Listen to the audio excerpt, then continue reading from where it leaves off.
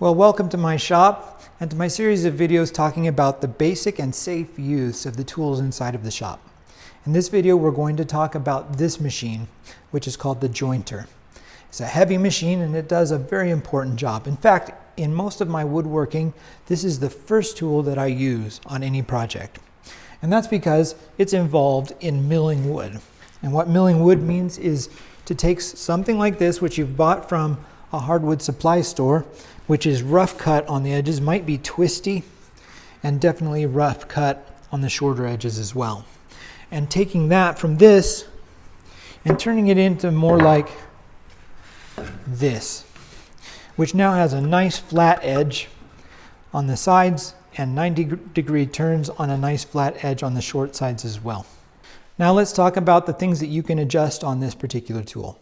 The first are these two dials here, one here and one here. And these raise and lower the tables on their respective sides. Now for most cases, most people who use this, you're never going to touch this dial. This table is going to stay right in plane with the top of the blade here, and you want it to not change from that. This one, however, is a common thing to change. If you lift it up by cranking this handle, you'll be taking less material out in each pass, and that's probably what you want to do when you're new to the tool. Just take a little bit at a time so you can get used to its function. And then maybe when you're a little more experienced, you might dial this to take a little bit more out at a time and thus be fewer passes. There are two other things that you can adjust in most jointers. And the first is the depth of this particular fence. There is this little mechanism back here which allows me to bring the fence forward, and that helps me with two things. One, it keeps me from always wearing off on the back side of my blade, and it also brings the work closer to me. I've got 12 inches to work with. If I'm only cutting 1.5 inches on the short edge of a piece, it's nicer to have it up closer to me so I can control it a little bit better and I'm not putting wear on the back of my blade. The last thing that you can adjust with this fence is the angle of it relative to the table. Now in our case, the basic use case, we want these to be 90 degrees. So I just use a good square. I put it up somewhere near to the blade, make sure that the table and the fence are 90 degrees to each other, lock that in, and I do all of my work from there. So those are the things that we can adjust. Let me show you how you use it to mill wood.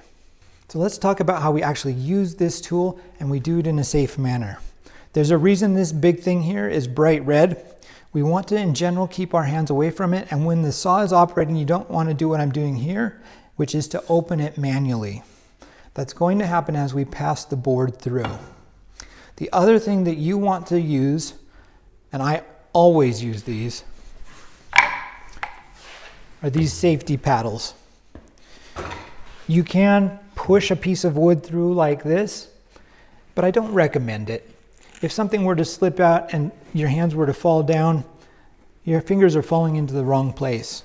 If you're doing this instead and pushing the board through, if something really were to get away from you, which is harder because there's more friction on these, what would fall down into the blade is this, and you would yank your hand away before it got any damage to it. When you're using the paddles to move the board across, you want to start with them not at the end here. You want to start a little further back, because when you reach the blade here, you don't want to be pushing directly into the blade. That pressure needs to be back here on the table. As it moves across and takes a little material out, you'll get closer and closer to that blade.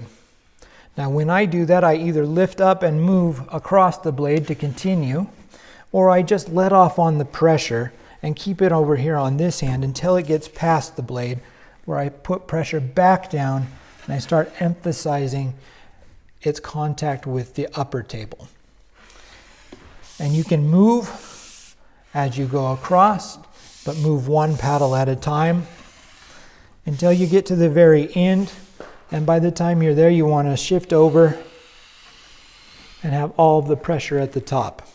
Once the board is passed through, go ahead and just push that guard back into place. So you might be asking, how do I know when I'm done cutting? Or how do I know what my cut's going to look like. And the simple answer to that is that this table is nice and flat and can be a guide for you.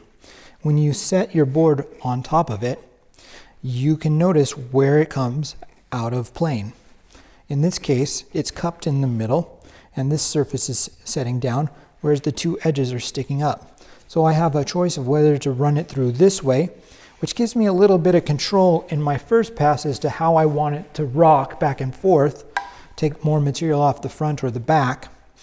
Or I can run it this way, in which case I'm taking more material off the two ends in the first few passes. And I want to make one special note about when you do it in this particular direction. It is common when you run this board through right here, that when you take the material off on this end, because it's sticking out further than this board, it will drop down a little bit. And what will happen is your board will get caught on that edge over there. Don't worry if that happens, it's pretty common. You can do two things at this point. You can make sure that the pressure that you're putting onto these boards is heavier in the back here and try and run it through again. Or you can just pull the entire thing off and try and make another pass. With that material that's been gone there, it will cut a little bit more off, and there's a good chance that it will run through. If that doesn't work, try again a few times, again putting more pressure on the back. Another thing to keep in mind is that there is a little bit of a limitation to how flat you can make something if it gets really long. This table only extends out, I don't know, about 3.5 feet over here. So if I have something much longer than 4 feet, I'm going to have a little bit of trouble really knowing that it's going to be nice and flat once I've made my cut. The rule you want for safety is to not have anything that's less than about a foot to run through this particular machine, and not have anything that's more than a couple of feet beyond the length of the table. When you are milling wood with this tool, you want to get two edges nice and flat and square. The first one that you're going to do is the edge on the surface here, the larger edge, and you'll run the entire piece through until it's nice and flat and sits nice and flat on this table. Once that's done, you want to get an edge on the short side, probably this one, given how much work there is to do on this particular edge. So once we have it nice and flat, we're going to instead take the board up to the fence, hold it square up against this fence, and run it through this way until we have a nice flat edge all the way across. You'll have a flat edge here, and we will know that this is 90 degrees compared to this edge. The rest of the work we can do on other tools. And of course, you're going to want to be wearing your protective gear when you use this tool. While you watch me take this board through for its first pass, I want you to understand that this video is being played at 4 times speed. It's a good thing to run slowly while you're using this tool, especially if you're new to it. Once I run it through for the first time, I look at the edge to see if it's covered, and I notice that, especially at the ends there, some of the surface hadn't been covered by the first pass, so I make a second pass. Once I'm satisfied with the pass that I make on this edge, I put it up against the fence as I described before, and cut the shorter edge. You may need multiple passes for this as well. And with those 2 cuts done, we're done with the first step of the milling process for a board. This is now a nice flat surface across the entire board, except for this one little corner. I tried to show that in the video as I was taking it, but you can see that from the rough parts here in this paint that the blade never quite got there. It means I can't really work with this corner. And it does bring a little bit of a tip in mind. If you're going to be working with something and you know it needs to be 3 foot long, it's probably a good idea to cut it just a little longer than 3 foot and work with that, and have less of a twist to work with rather than trying to mill the whole board up at once. Now I'm just going to have to work away from that side.